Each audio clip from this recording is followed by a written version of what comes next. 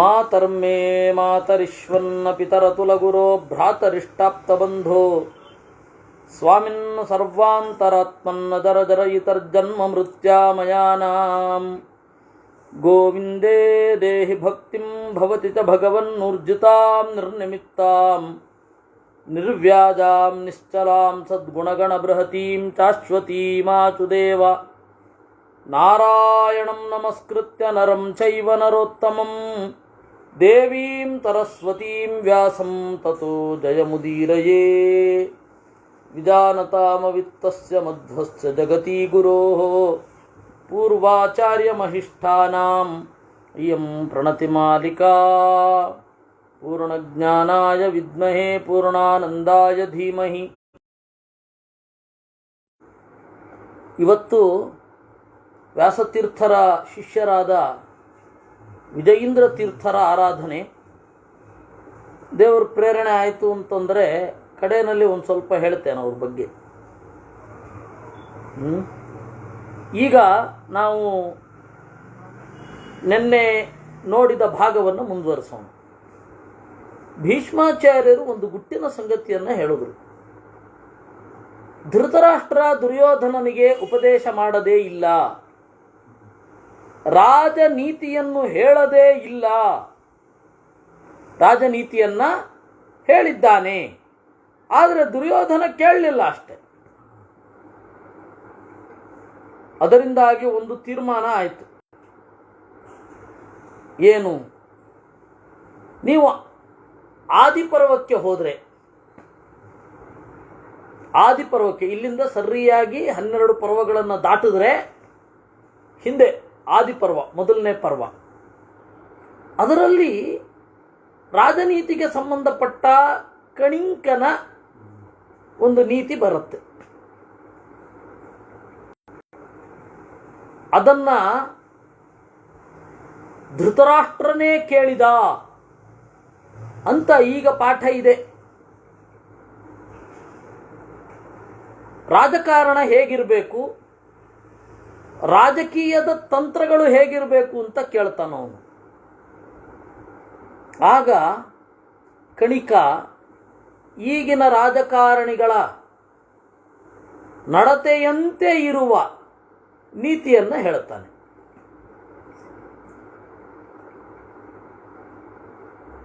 ಅದಕ್ಕೆ ಒಂದು ಕಥೆಯನ್ನು ಹೇಳ್ತಾನೆ. ಆ ಕಥೆ ನಿಮಗೆ ಗೊತ್ತಿರುತ್ತೆ, ಆದರೂ ಕೂಡ ಹೇಳಿಬಿಡ್ತೇನೆ. ರಾಜಕಾರಣ ಹೇಗಿರಬೇಕು ಅಂತಂದರೆ, ಒಂದು ಕಾಡಿನಲ್ಲಿ 4 ಪ್ರಾಣಿಗಳಿದ್ವಂತೆ. ನರಿ, ಇಲಿ, ಮುಂಗುಸಿ, ಹುಲಿ, ಭಾರೀ ಸ್ನೇಹಿತರು. ಒಂದು ಜಿಂಕೆಯ ಮೇಲೆ ಕಣ್ಣು ಬಿತ್ತು, ಅದನ್ನು ತಿನ್ನಬೇಕು ಅಂತ. ಸಾರಂಗ ಅಂತ ಕರೀತಾರೆ ಆ ಜಿಂಕೆಯ ಜಾತಿಯನ್ನ. ಒಳ್ಳೆ ಹಸು ಇದ್ದಾಗಿರುತ್ತೆ, ಎತ್ತಿದ್ದಾಗಿರುತ್ತೆ, ಬಲಿಷ್ಠವಾದ ದೇಹ. ಅದು ಏನಾದರೂ ಒದಿತು ಅಂತಂದರೆ ಹೋದ ಅಂತಾನೆ ಅರ್ಥ. ಏನು ಮಾಡಿದ್ರು ತಪ್ಪಿಸ್ಕೊಂಡು ಹೋಗ್ತಾ ಇರುತ್ತೆ. ಈ 4 ಜನರು ಕೂಡ ಒಂದು ಕಡೆ ಮೀಟಿಂಗ್ ಮಾಡಿ ನಾವು ಅದನ್ನು ಕೊಲ್ಲಬೇಕು ಅಂತ. ಸರಿ, ಕೊಲ್ಲಬೇಕು ಅಂದ್ರೆ ಹೆಂಗೆ ಕೊಲ್ಲೋದು? ಇಲಿ ಹೋಗಿ ಕಾಲುಗಳನ್ನು ಕಚಕಚನೆ ಕಚ್ಚಿಬಿಡೋದು. ಆಗ ಅದು ಗಾಯ ಆಗತ್ತೆ, ಓಡ್ಲಿಕ್ಕಾಗಲ್ಲ. ಹುಲಿ ಕೊಲ್ಲೋದು. ಇಲಿ ಮತ್ತು ಹುಲಿಗಳ ಮೈತ್ರಿ ಸರ್ಕಾರದಿಂದ ಜಿಂಕೆಯ ಯಶಸ್ವಿ ಕೊಲೆ, 4 ಜನರಿಗೂ ಪಾಲು. ಹೇಗೆ ಪ್ಲ್ಯಾನ್ ಆಯಿತು ಅಂತಂದರು. ಅದಾದ ಮೇಲೆ ಏನು ಮಾಡಿದ್ರು, ಇಲಿ ಕಚಕಚನೆ ಕಚ್ಚಿತ್ತು, ಓಡ್ಲಿಕ್ಕಾಗಲಿಲ್ಲ, ಹುಲಿ ಕೊಂದಿತ್ತು. ಕೊಂದ ಮೇಲೆ ನರಿ ಹೇಳಿತು, ನೋಡಿ, ಸ್ನಾನ ಮಾಡಿ ದೇವತಾ ತರ್ಪಣವಂ ಗೈದು, ಗೊತ್ತಾಯ್ತಾ, ನೈವೇದ್ಯ ಮಾಡಿ ಪಿತೃತರ್ಪಣ ಮಾಡಿ ಆಮೇಲೆ ತಿನ್ನಬೇಕು, ಹಾಗೆ ಎಲ್ಲ ತಿನ್ನಬಾರದು, ಅರ್ಥ ಆಯಿತೋ? ಹೋಗಿ ಬನ್ನಿ ಅಂತ. ಮೊದಲು ಸ್ನಾನ ಮಾಡಿಕೊಂಡು ಹುಲಿ ಬಂತು. ಅಷ್ಟು ಹೊತ್ತಿಗೆ ನರಿ ತಲೆ ಮೇಲೆ ಕೈ ಹೊತ್ಕೊಂಡಿದೆ. ಛೇ ಛ ಛ ಛ ಛ ಹಿಂಗಾಗಬಾರ್ದು ಅಂತ. ಅದು ಹುಲಿ ಬಂದಿರೋದು ಗೊತ್ತಾಗಿದೆ, ಗೊತ್ತಿರದಂತೆ ನಟಿಸಿ ಛ ಛ ಛ ಛ ಹೀಗಾಗಬಾರ್ದು. ಹುಲಿಗೆ ಡೌಟ್ ಬಂತು. ಏಯ್ ಏನೋ ಹೇಳೋ. ಹೇಳಬಾರ್ದು ಸ್ವಾಮಿ, ನಿಮ್ಮಂಥವ್ರು ಕೇಳಬಾರ್ದು, ನಮ್ಮಂಥವ್ರು ಹೇಳಬಾರ್ದು. ಇಲ್ಲ ಇಲ್ಲ ಇಲ್ಲ ಇಲ್ಲ ಹೇಳಬೇಕು. ಅದು ಎಂಥದೇ ಆದರೂ ಆಘಾತ ನಾನು ಸಹಿಸ್ಕೋತೇನೆ. ಏನಿಲ್ಲ, ಇಲಿ ಹೇಳ್ತಾ ಇತ್ತು, ಹುಲಿ ಅಂತೆ ಅದ್ರ ಮುಖ ನನ್ನ ಸಹಾಯದಿಂದ ಜಿಂಕೆಯನ್ನು ಕೊಂದಿದೆ ನೋಡಿ, ಏನು ಅವಿವೇಕ ಅಂತ ಹೇಳಿತು. ಅಷ್ಟೇ. ಅಂತಹ ಅಲ್ಪರು ನಿಮಗೆ ಮಾತನಾಡಬಹುದೇ? ನಿಮಗೆ ಯೋಗ್ಯತೆ ಇಲ್ವೇ ಒಬ್ಬರೇ ಕೊಲ್ಲಲಿಕ್ಕೆ? ನಮ್ಮಂಥ ಅಲ್ಪರ ಸಹಕಾರ ಬೇಕೇ? ನೋಡಿ ಸ್ವಾಮಿ, ಇಷ್ಟು ನಾನು ಹೇಳಿದ್ದೇನೆ, ಇನ್ನು ನಿಮಗೇನಂತೋ ಮಾಡಿ.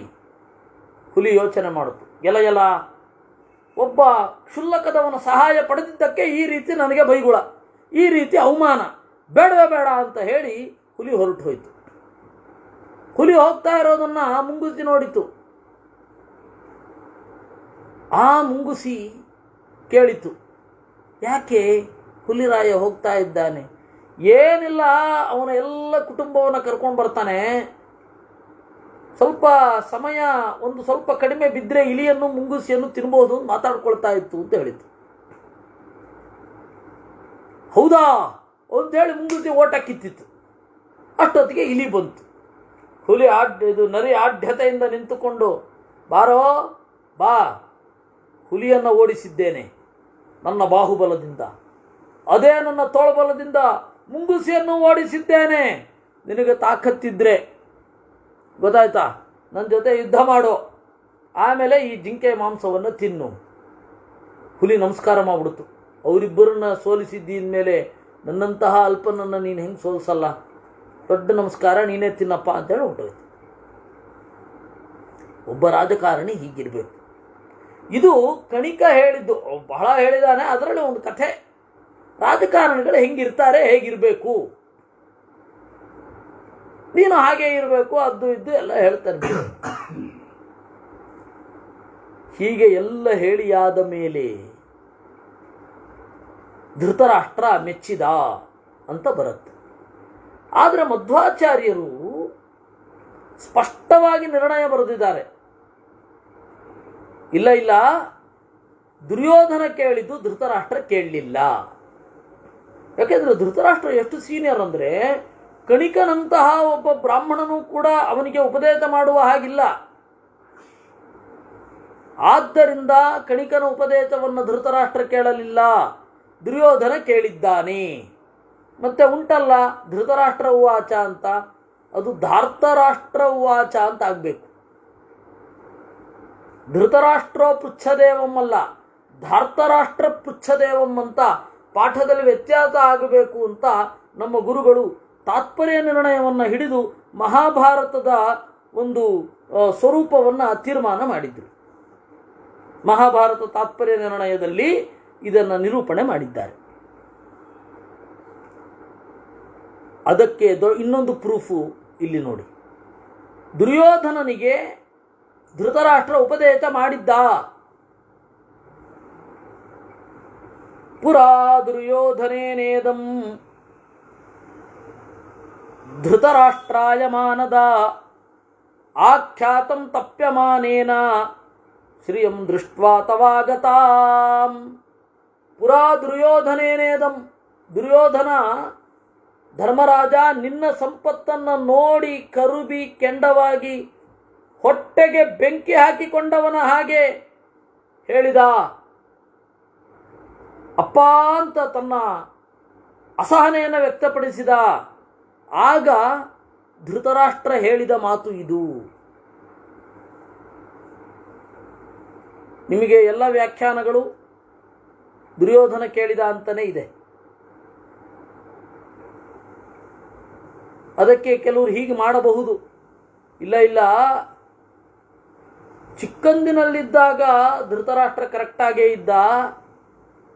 ದುರ್ಯೋಧನನ ಸಹವಾಸದಿಂದ ಕಣಿಂಕನ ಮಾತು ಕೇಳಬೇಕಾಗಿ ಬಂತು. ಅದರಿಂದಾಗಿ ಕಣಿಂಕನ ಮಾತು ಕೇಳಿದ. ಒಳ್ಳೆಯ ನೀತಿಯಿಂದ ದುರ್ನೀತಿಯ ಕಡೆಗೆ ಸಾಗಿದ ಅಂತ ಹೇಳಬಹುದೇನೋ. ಅದು ಇಲ್ಲ ಇಲ್ಲಿ. ಯಾಕೆಂದರೆ ಇಂದ್ರಪ್ರಸ್ಥೆ ಮಹಾರಾಜ ತವ ಸಭ್ರಾತೃಕಸ್ಯ ಚ ಸಭಾಯಾಂ ಚಾಪಹತನಂ ತತ್ಸರ್ವಂ ಶೃಣು ಭಾರತ. ಇಂದ್ರಪ್ರಸ್ಥದಲ್ಲಿ ಹೊಳೆಯುವ ನಿನ್ನ ಸಂಪತ್ತನ್ನು ಕಂಡು ದುರ್ಯೋಧನ ಕಂಗೆಟ್ಟಿದ್ದ. ಆಗ ಪ್ರಶ್ನೆ ಮಾಡಿದ. ಅದರಿಂದಾಗಿ ಈ ಘಟನೆ ನಡೆದಿದ್ದು ಅವನ 58ನೇ ವಯಸ್ಸಿನಲ್ಲಿ, 57-58ರಲ್ಲಿ ಕೇಳಿದ್ದಾನೆ ದುರ್ಯೋಧನ. ಕಣಿಕನ ಉಪದೇಶ ಆಗಿದ್ದು ಯಾವಾಗ ಗೊತ್ತಾ? ದುರ್ಯೋಧನನ 27ನೇ ವಯಸ್ಸು, 26ನೇ ವಯಸ್ಸಲ್ಲಿ. ಹೀಗಾಗಿ ಕಣಿಕನ ಉಪದೇಶವನ್ನು ಧೃತರಾಷ್ಟ್ರ ಯಾವತ್ತೂ ಕೇಳಲಿಲ್ಲ. ಗುರುಗಳು ಮಹಾಭಾರತ ತಾತ್ಪರ್ಯ ನಿರ್ಣಯ ವ್ಯಾಖ್ಯಾನದಲ್ಲಿ ವೃದ್ಧನಾದ ಧೃತರಾಷ್ಟ್ರನಿಗೆ ಕಣಿಕ ಉಪದೇಶ ಮಾಡುವ ಸಾಧ್ಯತೆಗಳಿಲ್ಲ ಅಂತ ಏನು ಬರೆದ್ರು, ಅದಕ್ಕೆ ಸ್ಪಷ್ಟವಾದ ಪುರಾವೆ ಇಲ್ಲುಂಟು. ಇನ್ನೊಂದು ಪುರಾವೆ ಆಚಾರ್ಯರು ಹೇಳಿದ್ದೊಂದು, ಇದೊಂದು ಪುರಾವೆ. ಹೀಗಾಗಿ ಇಂದ್ರಪ್ರಸ್ಥದಲ್ಲಿ ಅವನಿಗೆ ದೊಡ್ಡ ಅವಮಾನ ಆಯಿತು ದುರ್ಯೋಧನನಿಗೆ. ಅವಾಗ ಏನು ಮಾಡಿದ? ನಿನ್ನ ಬಳಿ ಬಂದ, ಧೃತರಾಷ್ಟ್ರನ ಬಳಿ ಬಂದ. ಭವತಸ್ತಾಂ ಸಭಾಂ ದೃಷ್ಟ್ವಾ ಸಮೃದ್ಧಿಂ ಚಾಪ್ಯನುತ್ತಮಾಂ ದುರ್ಯೋಧನಸ್ತದಾ ದೃಷ್ಟ್ವಾ ಸರ್ವಂ ಪಿತ್ರೇನ್ಯವೇದಯತ್. ನಿನ್ನ ಸಭೆಯನ್ನು ನೋಡಿದ, ನಿನ್ನ ಸಮೃದ್ಧಿಯನ್ನು ನೋಡಿದ ದುರ್ಯೋಧನನಿಗೆ ಬಹಳ ಕಷ್ಟ ಆಯಿತು. ತಂದೆಗೆ ಬಂದು ಹೇಳಿಕೊಂಡ. ಸಶ್ರುತ್ವಾ ಧೃತರಾಷ್ಟ್ರಶ್ಚ ದುರ್ಯೋಧನ ವಚಸ್ತದಾ ಅಬ್ರವೀತ್ ಕರ್ಣಸಹಿತಂ ದುರ್ಯೋಧನಮಿದಂ ವಚಃ.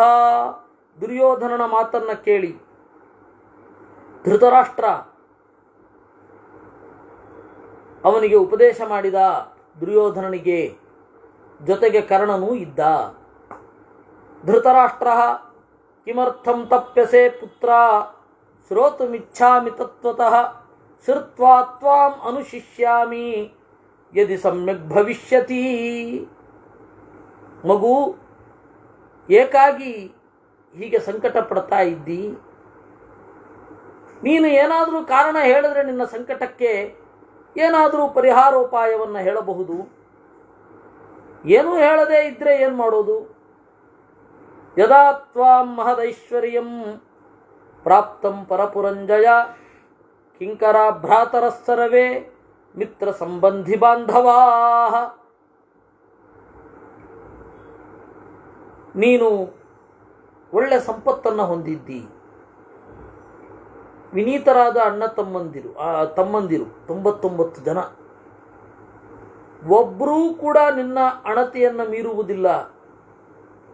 ಆಚ್ಛಾದಯಸಿ ಪ್ರಾವಾರಾನ್ ಅಶ್ನಾತಿ ಪಿಶಿತೌದನಂ ಆಜಾನೇಯ ವಹಂತಿ ತ್ವಾಂ ಕಸ್ಮಾಚ್ಛೋಸಸಿ ಪುತ್ರಕ. ಒಳ್ಳೆಯ ಬಟ್ಟೆಗಳನ್ನು ಹೊದೆಯುತ್ತೀಯ. ಅಶ್ನಾಸಿ ಪಿಶಿತೌದನಂ, ಚೆನ್ನಾಗಿರುವ ಅನ್ನವನ್ನು ಉಣ್ಣುತ್ತೀಯ. ಆಜಾನೇಯ ವಹಂತಿ ತ್ವಾಂ, ಒಳ್ಳೆ ಕುಲದವರು ನಿನ್ನನ್ನು ಹೊತ್ತು ಮೆರೆಸ್ತಾ ಇದ್ದಾರೆ. ಹೀಗಿರುವಾಗ ಕಸ್ಮಾತ್ ಚೋಛಸಿ, ಏಕಾಗಿ ಶೋಕ ಪಡ್ತೀಯ. ದುರ್ಯೋಧನ ದಶತಾತಸಹಸ್ರಾಣಿ ಸ್ನಾತಕಾನಾಂ ಮಹಾತ್ಮನಾಂ ಭುಂಜತೆ ರುಗ್ಮಪಾತ್ರಿಭಿಃ ಯುಧಿಷ್ಠಿರ ನಿವೇಚನೆ. 10,000 ಸ್ನಾತಕರು ಅಂತಂದರೆ ಒಳ್ಳೆ ವಿದ್ಯಾವಂತರು, ವಿದ್ಯೆಯನ್ನು ಮುಗಿಸಿದವರು. 10,000 ಮಂದಿ ಸ್ನಾತಕರು ಯುಧಿಷ್ಠಿರನ ಮನೆಯಲ್ಲಿ ಊಟ ಮಾಡ್ತಾ ಇದ್ದಾರೆ. ಎಲೆ ಮೇಲಲ್ಲ, ನೆಲದ ಮೇಲಲ್ಲ, ರುಗ್ಮಪಾತ್ರಿಭಿ, ಬಂಗಾರದ ಪಾತ್ರೆಯಲ್ಲಿ ಉಣ್ತಾ ಇದ್ದಾರೆ. ದೃಷ್ಟ್ವಾ ಸಭಾಂ ಚತಾಂ ದಿವ್ಯಾಂ ದಿವ್ಯ ಪುಷ್ಪ ಫಲಾನ್ವಿತಾಂ ಅಶ್ವಾನ್ ಸ್ಥಿತ್ತಿರಿ ಕಲ್ಮಾಚಾನ್ ರತ್ನಾನಿ ವಿವಿಧಾನಿ ಚ. ಸಭೆಯನ್ನು ನೋಡಿದ್ದೇನೆ. ಆ ಸಭೆಯಲ್ಲಿ ಹೂವು ಹಣ್ಣುಗಳೆಲ್ಲ ಉಂಟು. ಸಭೆ ಅಂತಂದರೆ ಇವತ್ತಿನ ಪಾರ್ಲಿಮೆಂಟ್ ತರಹ ಅಂತೇನು ಅನ್ಕೋಬೇಕಾಗಿಲ್ಲ. ಅದು ಒಳಾಂಗಣ ಹೊರಾಂಗಣ ಎಲ್ಲ ಇರುತ್ತೆ. ದೃಷ್ಟ್ವಾ ತಾಂ ಪಾಂಡವೇಯಾನಾಂ ವೃದ್ಧಿಮಿಂದ್ರೋಪಮಾಂ ಶುಭಾಂ ಅಮಿತ್ರಾಣಾಂ ಸುಮಹತೀಂ ಅನುಶೋಚಾಮಿ ಮಾನದ. ನನ್ನ ಶತ್ರುಗಳು ಪಾಂಡವರು, ಅವರ ಈ ಸಮೃದ್ಧಿಯನ್ನು ಕಂಡು ನನಗೆ ಸಂಕಟ ಆಗ್ತಾ ಇದೆ. ಧೃತರಾಷ್ಟ್ರ ಯದಿಚ್ಛಸಿ ಶ್ರಿಯಂ ತಾತ ಯಾದೃಶೀಂ ತಾಂ ಯುಧಿಷ್ಠಿರೇ ವಿಶಿಷ್ಟಾಂ ವಾನರಶ್ರೇಷ್ಠ ಶೀಲವಾನ್ ಭವ ಪುತ್ರಕಾಂ. ಧೃತರಾಷ್ಟ್ರ ಹೇಳ್ತಾನೆ, ಯದಿಚ್ಛಸಿ ಶ್ರಿಯಂ ತಾತ, ನಿನಗೆ ಸಂಪತ್ತಿನ ಬಯಕೆ ಇದ್ದರೆ, ಅದಕ್ಕಿಂತ ಮಿಗಿಲಾದ ಸಂಪತ್ತು ಬೇಕು ಅಂತ ಇದ್ದರೆ ಶೀಲವಾನ್ ಭವ ಪುತ್ರಕ, ಶೀಲವಂತನಾಗು. ಶೀಲ ಅಂದರೆ ಕ್ಯಾರೆಕ್ಟರ್. ಒಳ್ಳೆ ಕ್ಯಾರೆಕ್ಟರ್ ನಿನಗಿದ್ರೆ ಮಗು ದುರ್ಯೋಧನ, ಒಂದೋ ಯುಧಿಷ್ಠಿರನ ಸಮ ಆಗ್ತೀಯ, ಇಲ್ಲವೇ ಯುಧಿಷ್ಠಿರನನ್ನು ಮೀರುತ್ತೀಯ. ಸುಮ್ಮನೆ ಅಸೂಯೆ ಪಟ್ಟರೆ ಏನು ಪ್ರಯೋಜನ? ನನಗಿಲ್ವಲ್ಲ ಅಂತ ಹೊಟ್ಟೆ ಕೆಚ್ಚು ಪಡೋದಕ್ಕಿಂತ ನನಗೆ ಅತ್ಯಂತ ಶ್ರೇಷ್ಠವಾದದ್ದು, ನನ್ನ ಲೆವೆಲ್ನಲ್ಲಿ ಯಾವುದು ಅತ್ಯಂತ ಶ್ರೇಷ್ಠ ಅಂತ ಬಯಸಬೇಕಲ್ವೇ? ಶೀಲೇನ ಹಿ ತ್ರಯೋ ಲೋಕಾ ಶಕ್ಯ ಜೇತುಂ ನ ಸಂಚಯ ನಹಿ ಕಿಂಚಿದ ಸಾಧ್ಯಂ ಸ್ಯಾತ್ ಲೋಕೆ ಶೀಲವತಾಂ ಸತಾಂ. ಶೀಲದಿಂದ 3 ಲೋಕಗಳನ್ನು ಗೆಲ್ಲುತ್ತೀಯ, ಅಸಾಧ್ಯವಾದದ್ದು ಯಾವುದೂ ಇಲ್ಲ ಶೀಲವಂತರಿಗೆ.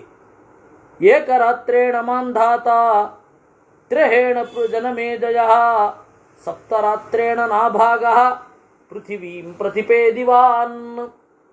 ಒಳ್ಳೆ ಶೀಲ ಇರೋದ್ರಿಂದಾಗಿ ಮಾಂಧಾತ ಒಂದೇ ದಿವಸದಲ್ಲಿ ಇಡೀ ಭೂಮಿಯನ್ನು ವಶಪಡಿಸಿಕೊಂಡ. ಜನಮೇಜಯ ಅಂತ ಯಾರೋ ಹಳಬ, ಇವನಲ್ಲ, ಪರೀಕ್ಷಿತನ ಮಗ ಅಲ್ಲ, ಜನಮೇಜಯ ಅಂತ ಒಬ್ಬ ರಾಜ. ಅವಾಗ ಕಾಮನ್ ನೇಮ್ ಅಲ್ವೇ ಜನಮೇಜಯ. ಇವಾಗ ರಾಘವೇಂದ್ರ ರಾವ್ ಅನ್ನೋದು ಎಷ್ಟು ಕಾಮನ್ ನೇಮೋ ಅಷ್ಟು. ಶ್ರೀನಿವಾಸ, ಮಂಜುನಾಥ ಎಷ್ಟು ಕಾಮನ್ ನೇಮೋ ಅಷ್ಟು ಕಾಮನ್ ನೇಮ್ ಅದು. ಅದರಿಂದಾಗಿ ಜನಮೇಜಯ ಅಂತ ಅವನ್ಯಾವನೋ ಒಬ್ಬ ರಾಜ. ಆ ಜನಮೇಜಯ 3 ದಿವಸಗಳಲ್ಲಿ ಇಡೀ ಭೂಮಿಯನ್ನು ಆಳ್ವಿಕೆಗಾಗಿ ಪಡೆದ. ಸಪ್ತರಾತ್ರೇಣ ನಾಭಾಗ. ನಾಭಾಗ ಅಂತ ಹೇಳಿದ್ರೆ ಇಲ್ಲಿ ನಾಭಾಗ ಅಂತನೂ ಒಬ್ಬ ಆಗ್ತಾನೆ, ನಾಭಾಗನ ಮಗ ಅಂಬರೀಷನೂ ಆಗ್ತಾನೆ. 7 ದಿವಸಗಳಲ್ಲಿ ನಾಭಾಗ ಇಡೀ ಭೂಮಿಯನ್ನು ತನ್ನ ವಶಕ್ಕೆ ಪಡೆದ. ಏತೇ ಹಿ ಪಾರ್ಥಿವಾಸ್ಸರವೇ ಶೀಲವಂತೋ ಯಶೋನ್ವಿತಾ ತತಸ್ತೇಷಾಂ ಗುಣಕ್ರೀತ ವಸುಧಾ ಸ್ವಯಮಾಗತ. ಈ ಎಲ್ಲ ದೊರೆಗಳು ಕೂಡ ಶೀಲವಂತರು. ಅವರ ಗುಣಕ್ಕೆ ಒಲಿದು ಭೂಮಿ ತಾನೇ ಒಲಿದು ಬಂತು. ಅತ್ರಾಪ್ಯುದಾಹರಂತೀಮಂ ಇತಿಹಾಸಂ ಪುರಾತನಂ ನರದೇವ ಪುರಾವೃತ್ತಂ ಶೀಲಮಾಶ್ರಿತ್ಯ ಭಾರತ ಪ್ರಹ್ಲಾದೇನ ಹೃತಂ ರಾಜ್ಯಂ ದೇವೇಂದ್ರಸ್ಯ ಮಹಾತ್ಮನಃ. ಮಗು ದುರ್ಯೋಧನ, ನಿನಗೊಂದು ಕಥೆ ಹೇಳ್ತೀನಿ ಕೇಳು. ನಿನಗೆ ಪ್ರಹ್ಲಾದ ಗೊತ್ತಿದ್ದಾನೆ, ದೈತ್ಯರ ಒಡೆಯ. ಅವನು ನರಸಿಂಹನ ಭಕ್ತನಾದರೂ ದೈತ್ಯರ ಒಡೆಯನೇ. ಆ ದೈತ್ಯರ ಒಡೆಯ ಪ್ರಹ್ಲಾದ ದೇವರ ಅಣತಿಯಂತೆ ಒಮ್ಮೆ ಇಂದ್ರನಿಂದ ರಾಜ್ಯವನ್ನು ಕಿತ್ತುಕೊಂಡ. ಶೀಲಮಾಶ್ರಿತ್ಯ ದೈತ್ಯೇನ ತ್ರೈಲೋಕ್ಯಂ ಹಿ ವಶೀಕೃತಂ. ಒಳ್ಳೆ ಶೀಲ ಇದ್ದದ್ರಿಂದ ಆ ದೈತ್ಯ 3 ಲೋಕವನ್ನು ತನ್ನ ವಶದಲ್ಲಿ ಇಟ್ಟುಕೊಂಡ. ತಥೋ ಬೃಹಸ್ಪತಿಂ ಶಕ್ರಃ ಪ್ರಾಂಜಲಿ ಸಮುಪಸ್ಥಿತ ವಾಚ ಸುಮಹಾಪ್ರಾಜ್ಞ ಶ್ರೇಯ ಇಚ್ಛಾಮಿ ವೇದಿತುಂ. ಆಮೇಲೆ ಬೃಹಸ್ಪತ್ಯಾಚಾರ್ಯರನ್ನ ಇಂದ್ರ ಬಂದು ಕೇಳಿದ, ನನಗೆ ಏನು ಮಾಡಿದ್ರೆ ಶ್ರೇಯಸ್ಸಾಗಬಹುದು ಅಂತ. ತಥೋ ಬೃಹಸ್ಪತಿಸ್ತಸ್ಮೈ ಜ್ಞಾನಂ ನೈಶ್ರೇಯತಂ ಪರಂ ಕಥಯಾಮಾತ ಭಗವಾನ್ ದೇವೇಂದ್ರಾಯ ಕುರುದ್ವಹ. ಆಮೇಲೆ ಬೃಹಸ್ಪತಿ ಏನು ಮಾಡಿದ, ಇಂದ್ರನಿಗೆ ಶ್ರೇಯಸ್ಸನ್ನು ಉಪದೇಶ ಮಾಡಿದ. ಏತಾವಾನ್ ಶ್ರೇಯ ಇತ್ಯೇವ ಬೃಹಸ್ಪತಿರಭಾಚತ ಏತಾವತ್ ಶ್ರೇಯ ಇತ್ಯೇವ. ಇದೇ ಶ್ರೇಯಸ್ಸು. ಆ ಶ್ರೇಯಸ್ಸು ಏನು ಅಂತ ಹೇಳಿ ಇಂದ್ರನಿಗೆ ಬೃಹಸ್ಪತಿ ಹೇಳಿದ. ಹೇಳಿದ ಮೇಲೂ ಕೂಡ ಇಂದ್ರನಿಗೆ ಅರ್ಥ ಆಗಲಿಲ್ಲಂತೆ. ಮತ್ತೆ ಕೇಳಿದ ಅಂತೆ, ಇದೆಲ್ಲ ನಮಗಾಗಿ. ಮತ್ತೆ ಕೇಳಿದ, ಬೃಹಸ್ಪತಿ ವಿಶೇಷೋಸ್ತಿ ಮಹಾನ್ಸ್ತಾತ ಭಾರ್ಗವಸ್ಯ ಮಹಾತ್ಮನಃ ತತ್ರಾಗಮಯ ಭದ್ರಂತೆ ಭೂಯ ಏವ ತುರೋತ್ತಮ.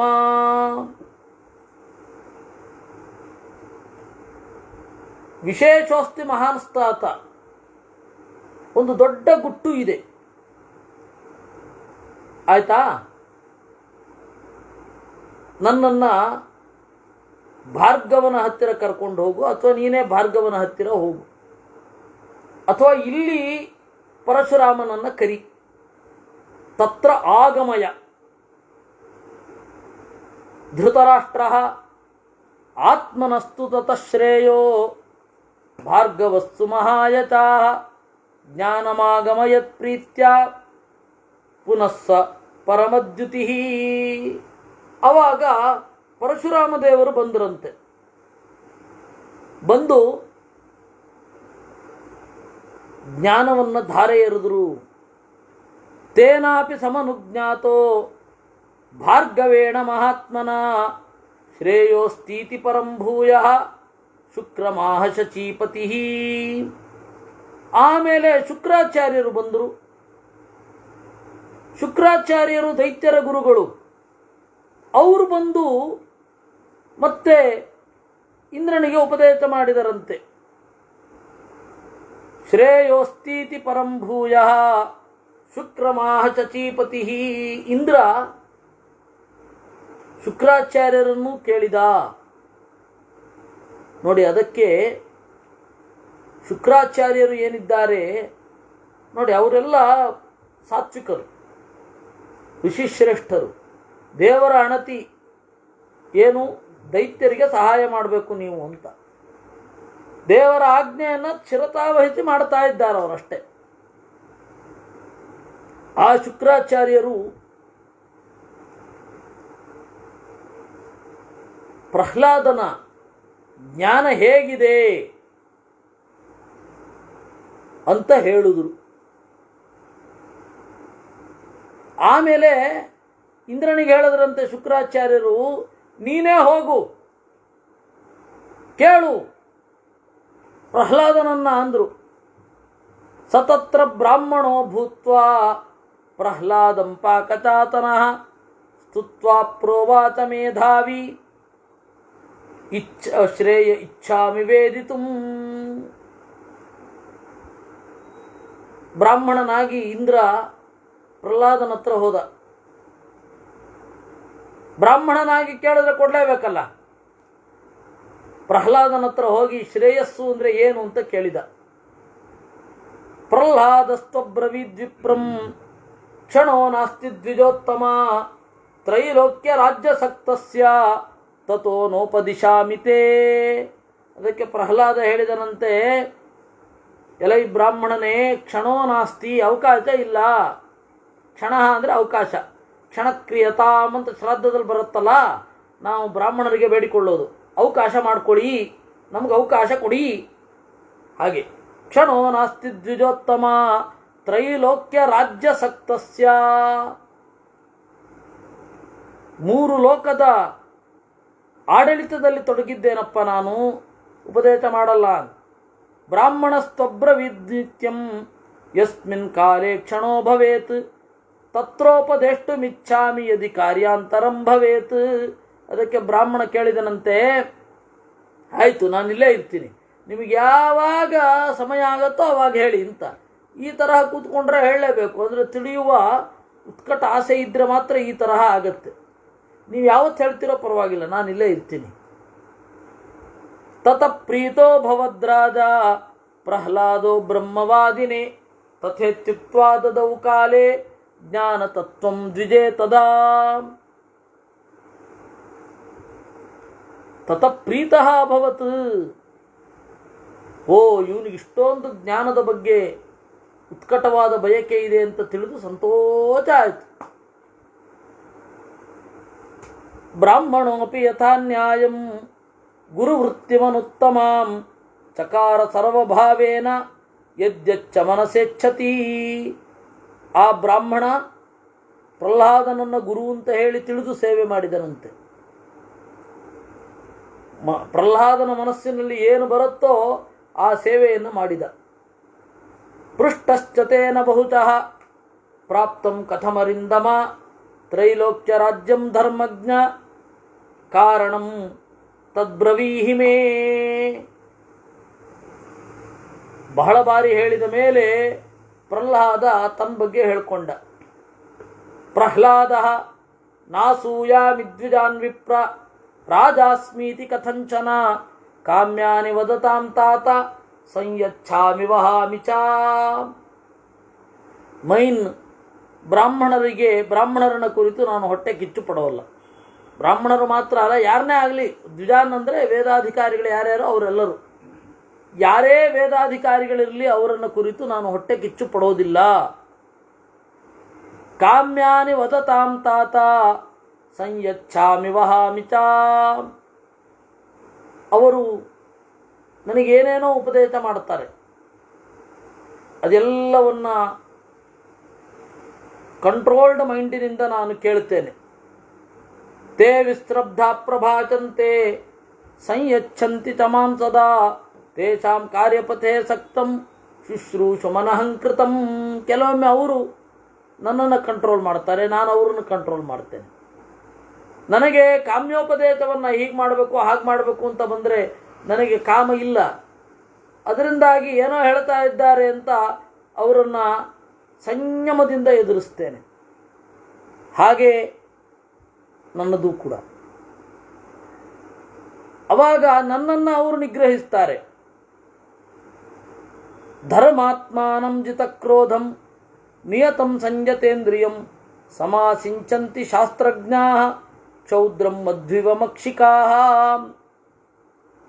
ಶಾಸ್ತ್ರಜ್ಞರು ಧಾರ್ಮಿಕನು, ಕೋಪವನ್ನು ಗೆದ್ದವನು, ಇಂದ್ರಿಯ ನಿಗ್ರಹವುಳ್ಳವನೂ ಆದ ವ್ಯಕ್ತಿಯನ್ನು ಬಹಳ ಹರಿಸುತ್ತಾರೆ. ಅವನತ್ರ ಅರಿವನ್ನು ಕುರಿತು ಚರ್ಚೆ ಮಾಡ್ತಾರೆ. ಯಾಕೆ ಅಂದರೆ ಎಲ್ಲವೂ ಪಾಠದಲ್ಲಿ ಗೊತ್ತಾಗೋದಿಲ್ಲ, ಎಲ್ಲವೂ ಒಂದು ಗಂಟೆ ಅಲ್ಲಿ ಗೊತ್ತಾಗಬೇಕು ಅಂತ ಇಲ್ಲ.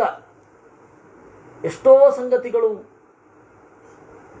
ನಾವು ಅನೇಕ ದಿವಸಗಳಲ್ಲಿ ಒಟ್ಟಿಗೆ ಇದ್ದಾಗ ಅನೇಕ ಸಂಗತಿಗಳು ತಿಳಿಯುತ್ತೆ. ಒಂದು ಗಂಟೆ ದಿವಸಕ್ಕೆ ಅಂತ ನಾವೇನು ಇಡ್ತೀವಿ, ಅದು ಮಾಡಬಾರದು ಅಂತಲ್ಲ, ಅದ್ರ ಜೊತೆಗೆ ಇದು ಇರಬೇಕು. ಬಹಳ ಅರ್ಥಗಳು ಅಂತ ಹೇಳಿ ಯಾವಾಗ ಆಗುತ್ತಾ, ಇಂಥ ಸಮಯದಲ್ಲಿ ಹೇಳ್ತಾ ಇರಬೇಕು. ಒಂದು ಗಂಟೆಯಲ್ಲಿ 100 ಅರ್ಥ ಹೇಳಿದೆ ಅಂದರೆ ಅದು ಅನುಭವಕ್ಕೆ ಬರೋದಿಲ್ಲ. ದೈನಂದಿನ ಒಡನಾಟದಲ್ಲಿ ಏನು ಹೇಳ್ತೇವೆ ಅದು ವಿಪರೀತ ಪರಿಣಾಮಕಾರಿ. 4-5 ಅರ್ಥವನ್ನೇ ಹೇಳೋಣ, ಬಹಳ ಪರಿಣಾಮಕಾರಿ, ಆಳವಾಗಿ ಕೂತಿರುತ್ತೆ. ಅದರಿಂದಾಗಿ ಸಮಾಸಿಂಚಂತಿ, ಜ್ಞಾನದ ಧಾರೆಗಳಿಂದ ನಮ್ಮನ್ನು ತೋಯಿಸುತ್ತಾರೆ. ಸೋಹಂ ವಾಗನ್ಯಪುಷ್ಟಾನಾಂ ಮಧೂನಾಂ ಪರಿಲೇಹಿತ ಸ್ವಾಜಾತ್ಯಾನಧಿತಿಷ್ಠಾಮಿ ನಕ್ಷತ್ರಾಣೀವ ಚಂದ್ರಮಾಹ.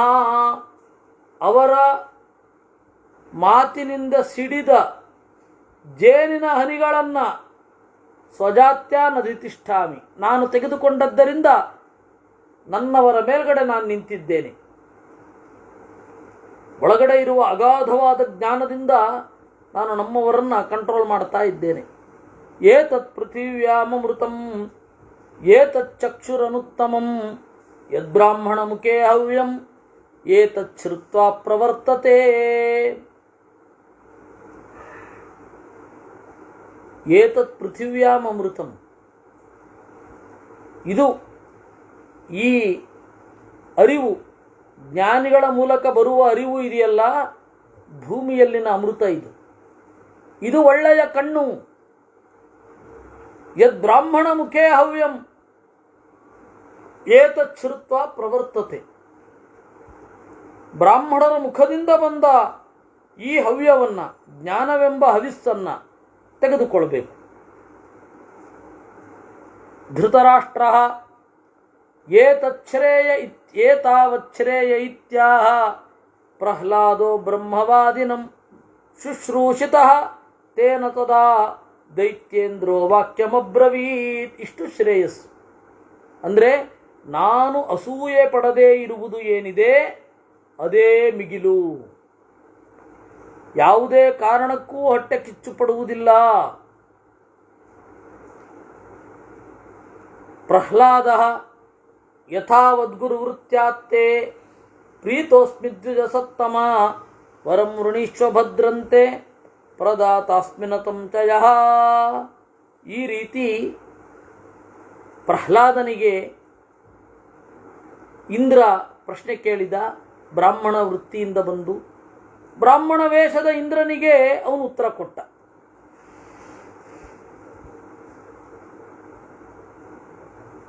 ಶಾಸ್ತ್ರಾದಿಗಳು ನಮ್ಮಲ್ಲಿ ಇರುವ ಹೊಟ್ಟೆ ಕಿಚ್ಚು ಮೊದಲಾದ ದೋಷಗಳನ್ನು ಪರಿಹಾರ ಮಾಡಬೇಕು. ಅದೇ ಅಮೃತ. ನೋಡಪ್ಪ, ಇಷ್ಟ ಆಯಿತು.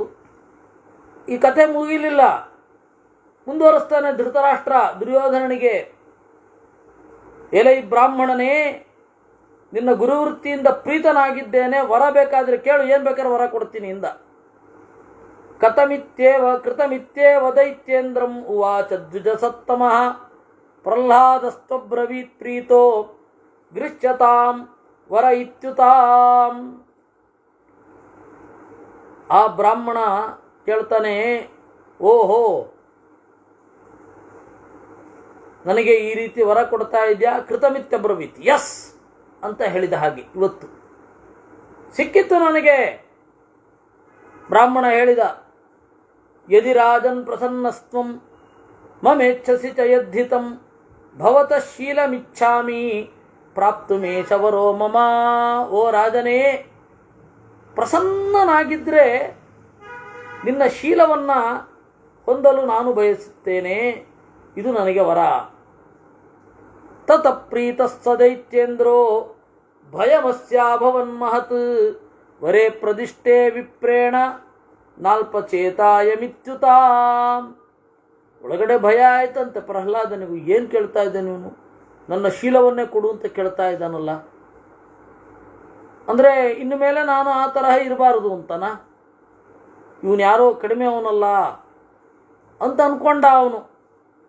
ನಿಮ್ಮ ಶೀಲ ಕೊಟ್ಟುಕೊಡಿ ಅಂತಂದರೆ ನೀವು ಇನ್ಮೇಲೆ ಆ ಸ್ವಭಾವದಲ್ಲಿ ಇರಬೇಡಿ ಅಂತ ಅರ್ಥನಾ? ಅಥವಾ ದುಷ್ಟರಾಗಿ ಅಂತ ಅರ್ಥನಾ?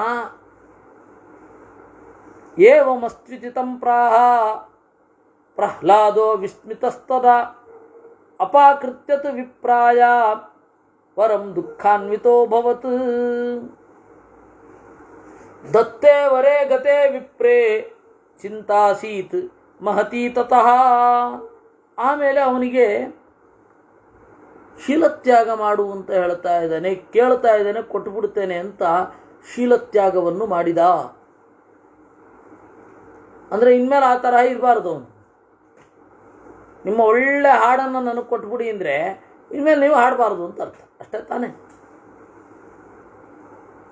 ಹೀಗೆ ಶೀಲವನ್ನು ತ್ಯಾಗ ಮಾಡಿದ್ದಾಯಿತು. ಪ್ರಹ್ಲಾದಸ್ತು ಮಹಾರಾಜ ನಿಶ್ಚಯಂ ನ ಚ ಜಗ್ಮಿವಾನ್ ತಸ್ಯ ಚಿಂತಯತಸ್ತಾವತ್ ಛಾಯಾಭೂತಂ ಮಹಾದ್ಯುತೆ ತೇಜೋ ವಿಗ್ರಹವಾನ್ ಸ್ತಾತಾಂ ಶರೀರಮಜಹಾತ್ತತಾ. ಈ ರೀತಿ ಯೋಚನೆ ಮಾಡ್ತಾ ಇರುವಾಗ ಒಂದು ಒಳ್ಳೆ ಬೆಳಕು ಮೈಯಿಂದ ಹೊರಗಡೆ ಬಿತ್ತಂತೆ, ಪ್ರಹ್ಲಾದನ ಮೈಯಿಂದ. ತಮ ಪೃಚ್ಛನ್ ಮಹಾರಾಜ ಪ್ರಹ್ಲಾದಕ್ಕೋ ಭವಾನಿತಿ ಪ್ರತ್ಯಾಹ ತವ ಶಿಷ್ಯೋಸ್ಮಿ ತ್ಯಕ್ತೋ ಗಚ್ಚಾಮ್ಯಹಂ ತ್ವಯಾ. ಆಗ ಪ್ರಹ್ಲಾದ ಕೇಳಿದ, ಯಾರು ನೀನು? ನನ್ನ ಶರೀರದಿಂದ ಹೊರಗಡೆ ಬೀಳ್ತಾ ಇದೆಯಲ್ಲ ಅಂತ. ಅದಕ್ಕೆ ಆ ತೇಜಸ್ಸು ಹೇಳಿತಂತೆ, ನಾನು ನಿನ್ನ ಶಿಷ್ಯನಾಗಿದ್ದೆ, ಇವತ್ತು ನಾನು ತ್ಯಕ್ತೋ ಗಚ್ಚಾಮಿ, ನೀನು ಬಿಟ್ಟಿದೀಯಾ, ಹೊರಡ್ತಾ ಇದ್ದೇನೆ. ತಸ್ಮಿನ್ ದ್ವಿಜೋತ್ತಮೇ ರಾಜನ್ ವತ್ಸ್ಯಾಮಿ ಅಹಮರಿಂದಮ ಯೋಸೌ ಶಿಷ್ಯತ್ವಮಾಗಮ್ಯ ತ್ವಯಿ ನಿತ್ಯಂ ಸಮಾಹಿತಃ.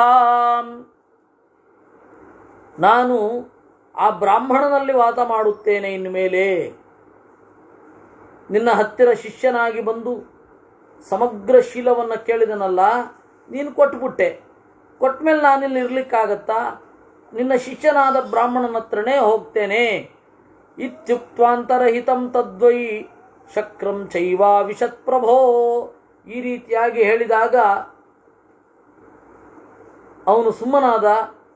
ಆ ಶೀಲ ಇಂದ್ರನಲ್ಲಿ ಹೋಗಿ ಸೇರಿಕೊಂಡಿತು.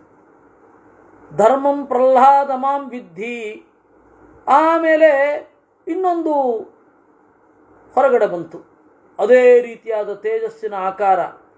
ಧರ್ಮಂ ಪ್ರಹ್ಲಾದ ಮಾಂ ವಿದ್ಧಿ ಯತ್ರ ಚಾಸೌ ದ್ವಿಜೋತ್ತಮಃ ತತ್ರ ಯಾಸ್ಯಾಮಿ ದೈತ್ಯೇಂದ್ರ ಯತಃ ಶೀಲಂ ತಥೋ ವಯಂ.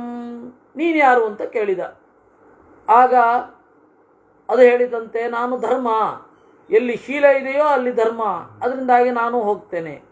ತಥೋ ಪರೋ ಮಹಾತೇಜಾ ತೇಜತಾ ಪ್ರಜ್ವಲನ್ನಿವ ಶರೀರ ನಿರ್ಗತಸ್ತಸ್ಯ ಪ್ರಹ್ಲಾದಸ್ಯ ಮಹಾತ್ಮನಃ. ಆಮೇಲೆ ಇನ್ನೊಂದು ಹೊರಟಿತು. ಕೋ ಭವಾನಿತಿ ಪೃಷ್ಟಶ್ಚ. ಯಾರು ನೀನು ಅಂತ ಕೇಳಿದ. ಸತ್ಯಮಸ್ಮಿ ಅಸುರೇಂದ್ರಾಗ್ರ್ಯ ಯಾಸ್ಯೇಹಂ ಧರ್ಮಮನ್ವಿತಃ. ನಾನು ಸತ್ಯ, ಧರ್ಮ ಎಲ್ಲಿರುತ್ತೋ ಅಲ್ಲಿ ನಾನು ಇರ್ತೇನೆ ಅಂತು. ತಸ್ಮಿನ್ ಅನುಗತೆ ಧರ್ಮಂ ಪುರುತೆ ಪುರುಚೋಪರಃ ನಿಶ್ಚಕ್ರಾಮ ತತಃ ಪಶ್ಚಾತ್ ಪೃಷ್ಟಶ್ಚಾಹ ಮಹಾದ್ಯುತಿ. ಇನ್ನೊಂದು ತೇಜಸ್ಸಿನ ಗೋಳ ಹೊರಟಿತು. ನೀನು ಯಾರು ಅಂತ ಕೇಳಿದ. ವೃತ್ತಂ ಪ್ರಹ್ಲಾದ ಮಾಂ ವಿದ್ಧಿ. ವೃತ್ತ ಅಂದರೆ ಕೀರ್ತಿಗೆ ಆಸ್ಪದವಾಗುವ ಒಳ್ಳೆಯ ನಡೆ, ಅದನ್ನು ವೃತ್ತ ಅಂತ ಕರೀತಾರೆ. ಒಳ್ಳೆಯ ನಡೆ, ಒಳ್ಳೆಯ ಜೀವನ. ಆ ಒಳ್ಳೆಯ ಜೀವನ ಎಲ್ಲಿ ಸತ್ಯವೋ ಅಲ್ಲಿ ನಾನು ಇರ್ತೇನೆ ಅಂತು. ಒಳ್ಳೆಯ ಜೀವನ ಸತ್ಯದ ಹಿಂದೆ ಇರೋದಲ್ವೇ. ಪೃಷ್ಟಶ್ಚಾಹ ಬಲಂ ವಿದ್ಧಿ ಯಥೋ ವೃತ್ತಂ ತಥೋಸ್ಮ್ಯಹಂ. ಆಮೇಲೆ ಇನ್ನೊಂದು ಗೋಳ ಹೊರಟಿತು. ನೀನು ಯಾರು ಅಂತ ಕೇಳಿದ. ಆ ಆಕೃತಿಯನ್ನು ಅದು ಹೇಳಿದಂತೆ, ಬಲ, ವೃತ್ತ ಎಲ್ಲಿರುತ್ತೋ ಅಲ್ಲಿ ಬಲ ಇರುತ್ತೆ. ಬಲ ಅನ್ನೋದು ನೈತಿಕವಾದದ್ದು. ನೈತಿಕವಾದ ಬಲವೇ ಬಲ. ಶರೀರದ ಬಲ ಇವತ್ತಿರುತ್ತೆ, ನಾಳೆ ಹೋಗುತ್ತೆ. ಅದರಿಂದಾಗಿ ನೈತಿಕವಾದ ಬಲ. ತತಃ ಪ್ರಭಾಮಯೀ ದೇವಿ ಶರೀರಾತ್ ತಸ್ಯ ನಿರ್ಯಯವು. ಇನ್ನೊಂದು ಹೆಣ್ಣಿನ ಆಕೃತಿ ಹೊರಲಿಕ್ಕೆ ಶುರು ಆಯಿತು. ನೀನು ಯಾರು ಅಂತ ಕೇಳಿದ. ಸಾ ಶ್ರೀರಿತ್ಯೇ ನಮಬ್ರವೀತ್. ಅದು ಹೇಳಿತಂತೆ, ನಾನು ಶ್ರೀಹಿ ದೇವತೆ, ಉಷಿತಾಸ್ಮಿ ಸುಖಂ ನಿತ್ಯಂ ತ್ವಯಿ ಸತ್ಯ ಪರಾಕ್ರಮ.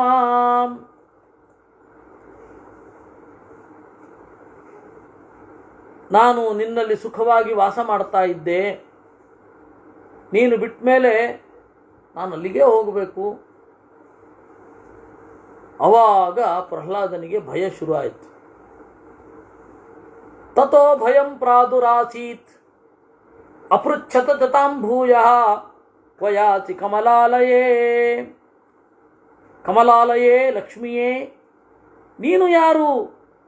ಅದಕ್ಕೆ ಅವಳು ಹೇಳಿದಳಂತೆ, ಆ ಬ್ರಾಹ್ಮಣ ಯಾರು ಗೊತ್ತಾ? ಸಶಕ್ರೋ ಬ್ರಹ್ಮಚಾರೀ ಚ ತ್ವತ್ತಶ್ಚೈವೋಪಶಿಕ್ಷಿತಃ ತ್ರೈಲೋಕ್ಯೇತೆ ಯದೈಶ್ವರ್ಯಂ ತೇನ ತತ್ತೇ ಹೃತಂ ಮಹತ್. ಆ ಬ್ರಾಹ್ಮಣ ಬೇರೆ ಯಾರೂ ಅಲ್ಲ, ಇಂದ್ರ. ಶೀಲೇನ ಹಿತ್ರಯೋ ಲೋಕಾ ತ್ವಯಾ ಧರ್ಮಜ್ಞ ನಿರ್ಜಿತಾ. ಅದರಿಂದಾಗಿ ಶೀಲ ಏನಿದೆ ಎಲ್ಲಿರುತ್ತೆ ಅಲ್ಲಿ 3 ಲೋಕಗಳು ಇರುತ್ತೆ. ಅದರಿಂದಾಗಿ ಇಂದ್ರ ನಿನ್ನ ಶೀಲವನ್ನು ಅಪಹರಿಸಿದ. ಧರ್ಮ, ಸತ್ಯ, ವೃತ್ತ, ಬಲ, ಶ್ರೀಹಿ ಇವೆಲ್ಲವೂ ಕೂಡ ಶೀಲ ಮೂಲ. ನಮ್ಮ ಕ್ಯಾರೆಕ್ಟರು ಶೀಲ ಸರಿಯಾಗಿದ್ದರೆ ಎಲ್ಲ ಇರುತ್ತೆ. ಭೀಷ್ಮ ಏವ ಮುಕ್ತ್ವಾಗತಾಶ್ರೀಸ್ತು ತೇತರ್ವೇ ಯುಧಿಷ್ಠಿರ ದುರ್ಯೋಧನಸ್ತು ಪಿತರಂ ಭೂಯ ಏವಾಬ್ರವೀತ್ತದಾ. ಈ ರೀತಿಯಾಗಿ ಅವನು ಹೇಳಿದ. ಆಗ ಧೃತರಾಷ್ಟ್ರ ಹೇಳ್ತಾ ಇದ್ದಾಗ ದುರ್ಯೋಧನನಿಗೆ ಪ್ರಶ್ನೆ ಬಂತಂತೆ.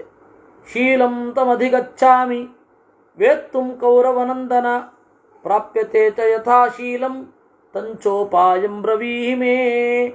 ಶೀಲದ ಬಗ್ಗೆ ತಿಳ್ಕೊಳ್ಬೇಕು ಅಂತ ಇದ್ದೇನೆ. ಶೀಲ ಹೇಗೆ, ಶೀಲವನ್ನು ಪಡೆದುಕೊಳ್ಳುವ ಉಪಾಯ ಏನು? ಧೃತರಾಷ್ಟ್ರ ಸೋಪಾಯ ಪೂರ್ವಮುದ್ದಿಷ್ಟ ಪ್ರಹ್ಲಾದೇನ ಮಹಾತ್ಮನ ಸಂಕ್ಷೇಪತಸ್ತು ಶೀಲಸ್ಯ ಶೃಣು ಪ್ರಾಪ್ತಿಂ ನ ಜನಾಧಿಪ. ಉಪಾಯಪೂರ್ವಕವಾದ ಶೀಲದ ಬಗ್ಗೆ ಹೇಳ್ತೇನೆ ಕೇಳು. ಅದ್ರೋಹ ಸರ್ವಭೂತೇಷು ಕರ್ಮಣ ಮನತಾ ಗಿರ ಅನುಗ್ರಹಶ್ಚ ದಾನಂಚ ಶೀಲಮೇತತ್ ಪ್ರಶಸ್ಯತೆ. ಶೀಲ ಅಂದರೆ ಏನು? ಯಾರಿಗೂ ದ್ರೋಹ ಮಾಡದೇ ಇರೋದು ಶೀಲ. ಕರ್ಮದಿಂದ, ಮನಸ್ಸಿನಿಂದ, ಮಾತಿನಿಂದ. ಆಮೇಲೆ ಹಿರಿಯರ ಗುರುತಿಸುವಿಕೆ, ದಾನ, ಇದಿಷ್ಟು ಶೀಲ. ಯದನ್ಯೇತಾಂ ಹಿತಂ ನ ಸ್ಯಾತ್ ಆತ್ಮನ ಕರ್ಮ ಪೌರುಷಂ ಅಪತ್ರಪೇತವಾಯೇನ ನ ತತ್ಕುರ್ಯಾತ್ ಕಥಂಚನ. ಬೇರೆಯವ್ರಿಗಾಗಲಿ ತನಗಾಗಲಿ ಹಿತವಾಗದ ಕೆಲಸವನ್ನು ಒಬ್ಬ ಮಾಡಬಾರ್ದು. ಯಾವುದನ್ನು ಮಾಡಿದ್ರೆ ನಾಳೆ ನಾಚಿಕೆ ಪಟ್ಕೋಬೇಕಾಗತ್ತೋ ಆ ಕೆಲಸ ಮಾಡಬಾರ್ದು. ಅದು ಶೀಲದ ಲಕ್ಷಣ. ನೋಡಿ, ಸುಮ್ಮನೆ ಒಂದು ಮಾತು ಹೇಳ್ತೇನೆ. ಕುಡಿಯೋದು ಬೇರೆಯವ್ರಿಗೂ ಹಿತ ಅಲ್ಲ, ನಮಗೂ ಹಿತ ಅಲ್ಲ. ಅದರಿಂದಾಗಿ ಅದನ್ನು ಮಾಡಬೇಡಿ. ಅಪತ್ರಪೇತವಾ ಏನ, ಯಾವುದನ್ನು ನೀವು ಎದೆ ತಟ್ಟಿ ನಾನು ಇದನ್ನು ಮಾಡಿದ್ದೇನೆ ಅಂತ ಹೇಳ್ಕೊಳ್ಳಿಕ್ಕಾಗಲ್ವೋ ಅದನ್ನು ಮಾಡಬೇಡಿ. ನೀವೇ ನಾಚಿಕೆ ಪಟ್ಕೊಳ್ಬೇಕಾದದ್ದನ್ನು ನೀವೇ ಮಾಡ್ತೀರಾ. ನಿಮ್ಮ ಮನಸ್ಸಿಗೂ ನಿಮ್ಮ ಕ್ರಿಯೆಗೂ ವಿರೋಧ ಅಲ್ವೇ ಅದು. ಕರ್ತ ಕರ್ಮ ತಥಾ ಕುರ್ಯಾತ್ ಯೇನ ಶ್ಲಾಘ್ಯೇತ ಸಂಸದಿ ಶೀಲಂ ತಮಾಸೇನೈತತ್ತೇ ಖಚಿತಂ ಕುರು ಸತ್ತಮ. ಮಾಡಿದವ ಯಾವುದನ್ನು ಹೆಮ್ಮೆಯಿಂದ ಹೇಳಿಕೊಳ್ಳಬಹುದೋ ಅದೇ ಶೀಲ. ಅದು ನಿನಗಿದೆಯಾ? ಯಜ್ಜಪ್ಯಶೀಲ ನೃಪತೆ ಪ್ರಾಪ್ನುವಂತಿ ಶ್ರಿಯಂ ಕ್ವಚಿತ್ ನ ಭುಂಜತೆ ಚಿರಂ ತಾತ ಸಮೂಲಾಶ್ಚ ಪತಂತಿತೆ. ಶೀಲವೇ ಇಲ್ಲದವರು ತಾತ್ಕಾಲಿಕವಾಗಿ ಸಂಪತ್ತನ್ನು ಹೊಂದುತ್ತಾರೆ. ದೀರ್ಘಕಾಲ ಆ ಸಂಪತ್ತು ಇರೋದಿಲ್ಲ, ಬುಡ ಸಮೇತ ಕಡ್ಕೊಂಡು ಬೀಳ್ತಾರೆ. ಏತದ್ವಿದಿತ್ವಾ ತತ್ವೇನ ಶೀಲವಾನ್ ಭವ ಪುತ್ರಕಾಂ ಏತದ್ವಿದಿತ್ವಾ ಶೀಲೇನ ಶೀಲವಾನ್ ಭವ ಪುತ್ರಕಾಂ. ಈ ರೀತಿ ನೀನು ಸಂಪತ್ತು ಅಂದರೆ ಸಾತ್ವಿಕ ಸಂಪತ್ತನ್ನು ಹೊಂದಬೇಕು ಅಂತ ಇದ್ರೆ ಯುಧಿಷ್ಠಿರನಿಗಿಂತ ಶೀಲವಂತನಾಗು. ಭೀಷ್ಮ ಏತತ್ ಕಥಿತವಾನ್ ಪುತ್ರೇ ಧೃತರಾಷ್ಟ್ರೋ ಮಹೀಪತಿ ಏತತ್ ಕುರುಷ್ವ ರಾಜೇಂದ್ರ ತತ ಪ್ರಾಪ್ಸ್ಯಸಿ ತತ್ಫಲಂ. ಇದನ್ನು ಹೇಳಿದ್ದು ಧೃತರಾಷ್ಟ್ರ. ನಿನ್ನನ್ನೇ ತೋರಿಸಿ ದುರ್ಯೋಧನನಿಗೆ ಹೇಳಿದ್ದು. ನಿನ್ನಲ್ಲೇ ಇದೆ ಅದು. ಅದ್ರ ಮೇಲೆ ಮತ್ತೆ ಪ್ರಶ್ನೆ ಮಾಡ್ತಾನೆ. ಶೀಲ ಆಯಿತು, ಆಸೆ ಅಂದರೆ ಏನು? ಆಶೆಯ ಸ್ವರೂಪ ಏನು? ಆಲ್ಕಮಿ ಆಫ್ ಡಿಸೈರ್, ಆಸೆಯ ಮೂಲ ಏನು ಅಂತ ಕೇಳ್ತಾನೆ. ಅದು ಮುಂದಿನ ಇದರಲ್ಲಿ ಉತ್ತರ ಕೊಡ್ತಾರೆ. ಅದರಿಂದಾಗಿ ಇದೇನಿದೆ, ಈ ಒಂದು 115ನೇ ಅಧ್ಯಾಯ ಬಹಳ ವಿಶಿಷ್ಟವಾದದ್ದು. ಪ್ರಹ್ಲಾದ ದೈವ ಸಂಕಲ್ಪದಂತೆ ಇದನ್ನೆಲ್ಲ ಸ್ವೀಕಾರ ಮಾಡ್ತಾನೆ. ಅವನು ದೈತ್ಯರ ಅಧಿಪತಿ ಅನ್ನೋದು ಹೌದು. ದೈತ್ಯರು ಮತ್ತು ದೇವತೆಗಳು ಹೋರಾಡ್ತಾ ಇದ್ದಾಗ ಅವನು ತಟಸ್ಥವಾಗಿ ಇರ್ತಾನೆ.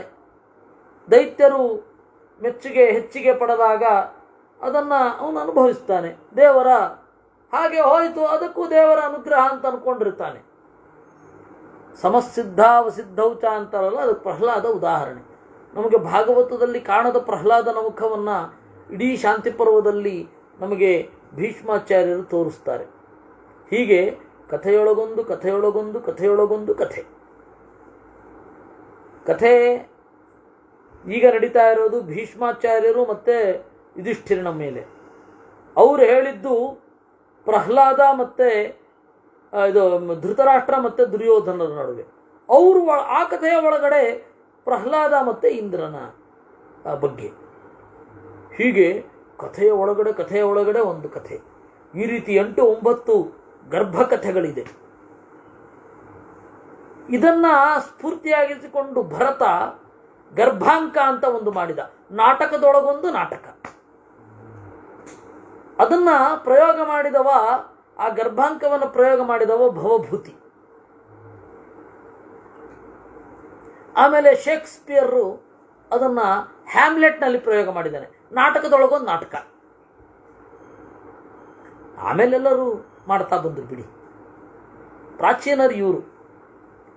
ಹೀಗೆ ಮಹಾಭಾರತದ 115ನೇ ಅಧ್ಯಾಯ ಆಯಿತು. ಇನ್ನು ವಿಜಯೇಂದ್ರ ಸ್ವಾಮಿಗಳ ಬಗ್ಗೆ ನಾನು ಹೇಳ್ತೇನೆ ಅಂತ ಹೇಳಿದ್ದೆ, ಪ್ರಾಯ ನಾಳೆ ಹೇಳುವ. ಯಾಕೆಂದರೆ ನಾನು 45ಕ್ಕೆ ನಿಲ್ಲಿಸಬೇಕು ಅಂತ ಅಂದ್ಕೊಂಡೆ. 45ಕ್ಕೆ ನಿಲ್ಲಿಸಿ ಇನ್ನೂ 5 ನಿಮಿಷ ವಿಜಯೇಂದ್ರ ಸ್ವಾಮಿಗಳ ಬಗ್ಗೆ ಹೇಳಬೇಕು ಅಂತ ಅದನ್ನು ಹೇಳ್ತೇನೆ. ಆದರೆ ವಿಜಯೇಂದ್ರ ಸ್ವಾಮಿಗಳ ಬಗ್ಗೆ ಹೇಳಬೇಕು ಅಂತಂದರೆ ಅವರ ಗ್ರಂಥಗಳನ್ನು ಇಟ್ಟುಕೊಳ್ಳೋದು ಒಳ್ಳೆಯದು. ಅವರ ಪವಾಡಗಳನ್ನು ನೋಡದೆ ಅವರು ಯಾವ ರೀತಿ ಮಧ್ವಮತವನ್ನು ತಮ್ಮ ಕೊಡುಗೆಗಳಿಂದ ಮುಂದುವರಿಸಿದ್ರು ಅನ್ನೋದನ್ನು ನೋಡಬೇಕು. ನೋಡಿ,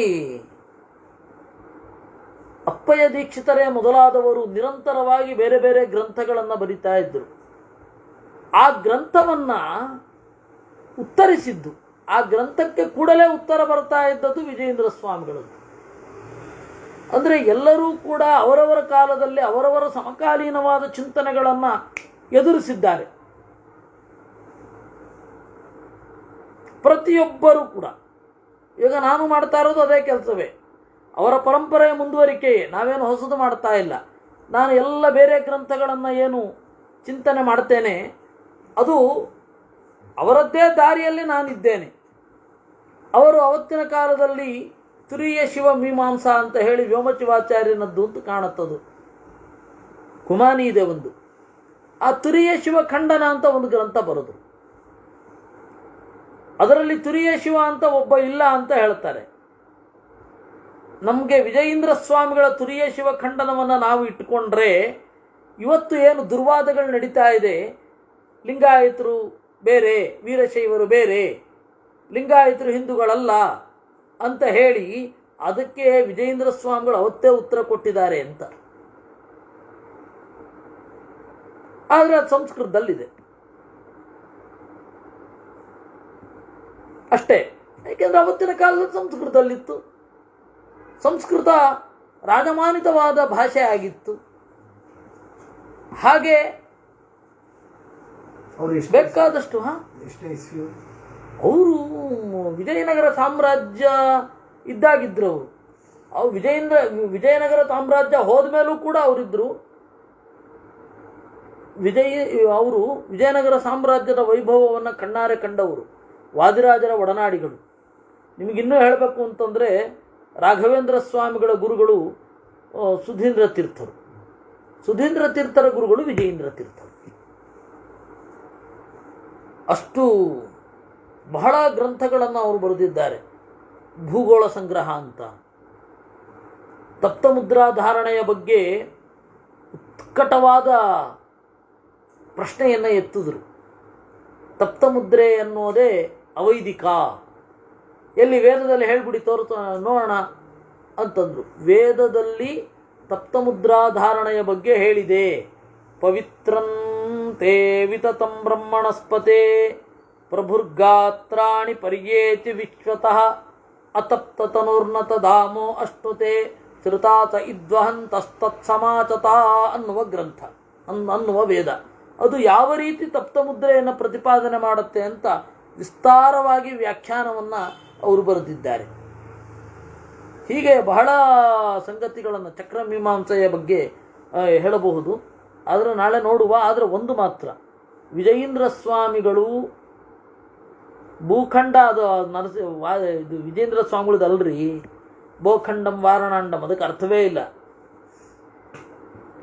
ಯಾರೋ ಬೇರೆಯವರು ಮಾಡಿದ್ದು, ಅದನ್ನು ಬಿಟ್ಟುಬಿಡಿ. ಸರಿಯಾಗಿರೋದೆ ಆ ಥರ ಯಾಕೆ ಬರಿಬೇಕು? ಅನುಕರಣ ಶಬ್ದಗಳೇ ಬಹಳ ಇದೆ. ಭೂಖಂಡಂ ವಾರಣಾಂಡಂ ಅದ ವಿಜಯೇಂದ್ರ ಸ್ವಾಮಿಗಳದ್ದು ಅಲ್ವೇ ಅಲ್ಲ. ಇರಲಿ, ಅಲ್ಲಿ ಬಿಡೋಣ. ಏನಾಗಿದೆ, ವಾದಿರಾಜರು ವ್ಯಾಸತೀರ್ಥರ ಶಿಷ್ಯರಾಗಿರ್ಲಿಕ್ಕಿಲ್ಲ, ಪ್ರಾಯ ಆಗಿರ್ಲಿಕ್ಕಿಲ್ಲ ಅವರು. ಯಾಕೆ ಅಂದರೆ ಅವರು ವಾಗೀಶ ತೀರ್ಥರಿಂದಲೇ ಎಲ್ಲವನ್ನ ಪಡೆದಿದ್ರು.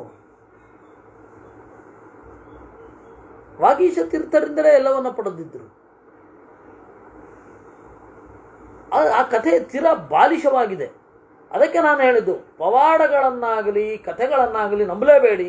ಅವ್ರ ಗ್ರಂಥ ಇದ್ದರೆ ಅವ್ರ ಬಗ್ಗೆ ಮಾತನಾಡಿ ಅಷ್ಟೇ, ಉದದೆಲ್ಲ ಬಿಟ್ಬಿಡಿ. ನಾಳೆ ಆದರೆ ಆ ಗ್ರಂಥದ ಬಗ್ಗೆ ಒಂದು ಸ್ವಲ್ಪ ಹೇಳ್ತೇನೆ. ಚಕ್ರಮೀಮಾಂಸಾ, ತಪ್ಪಿದ್ರೆ ಉಪಸಂಹಾರ ವಿಜಯ, ಬೇರೆ ಬೇರೆ ಬಗ್ಗೆ ನೋಡುವ. ಅದು ಯಾವ ಗ್ರಂಥ ಹೇಳ್ತೇನೆ ಅಂತಲ್ಲ, ನೀವು ಇದನ್ನೇ ಎಕ್ಸ್ಪೆಕ್ಟ್ ಮಾಡಿಬಿಡಿ. ದೇವರು ಯಾವುದನ್ನು ಹೊಳಿಸ್ತಾನೋ ಅದನ್ನೇ ಹೇಳೋಣ. ಕೃಷ್ಣಾರ್ಪಣ.